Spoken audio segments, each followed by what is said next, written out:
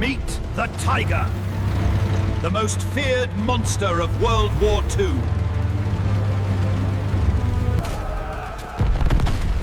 One Tiger could destroy 10 American tanks. It seemed invincible. On paper, it was perfect. The 88mm gun was a sniper rifle.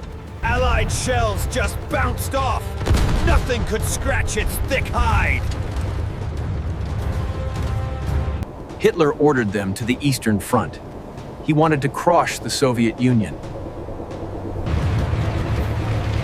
But the Tiger had a secret weakness. It was simply too heavy.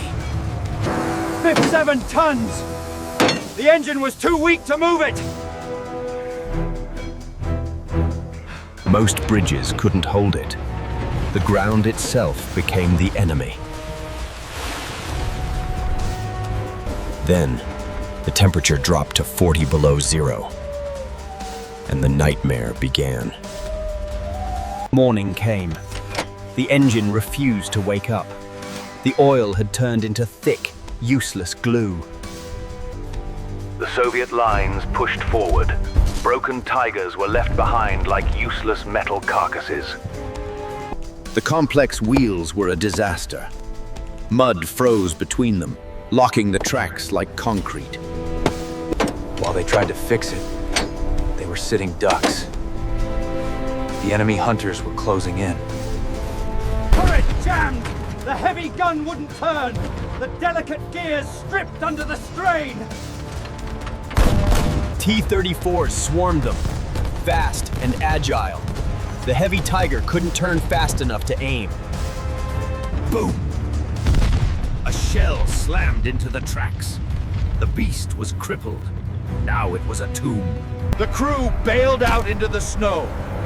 But then, they heard a sound from the sky. It wasn't a Stuka. It was the Black Death, the Soviet flying tank.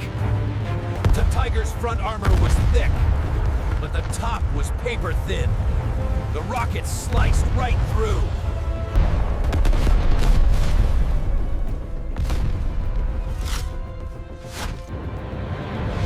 In the West, it was even worse. Allied planes owned the sky.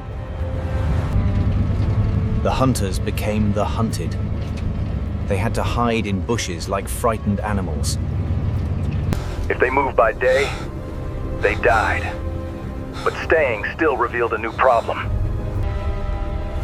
Germany ran out of fuel. The Invincible tank became a useless paperweight. They couldn't let the Allies capture it. The order was given. Destroy it yourselves.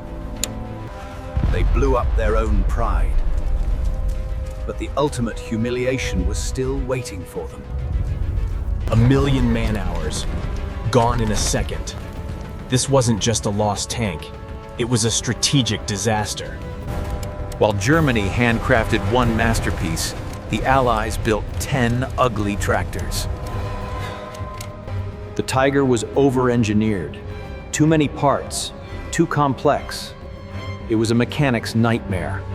The Americans didn't care about perfection. They cared about winning. The Tiger's transmission was glass. Push it too hard, and snap. The gearbox shattered. Allied crews laughed. They didn't need to kill the Tiger. It killed itself. More Tigers were lost to breakdowns than to enemy fire. 1 billion marks, left in a ditch. The trap snapped shut. The Tigers were surrounded, and their armor began to fail. Germany ran out of rare metals. The legendary steel became brittle and weak. An Allied shell hit.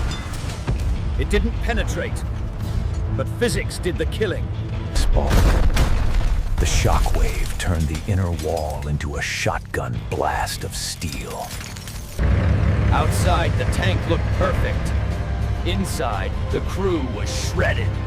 A ghost tank. The myth of invincibility was buried here, along with thousands of men. But the High Command wasn't done. They issued one final, insane order. The order was suicide! Take the open-field beasts into the narrow streets of Berlin! It was a trap. The long gun barrels got stuck on buildings. They couldn't turn.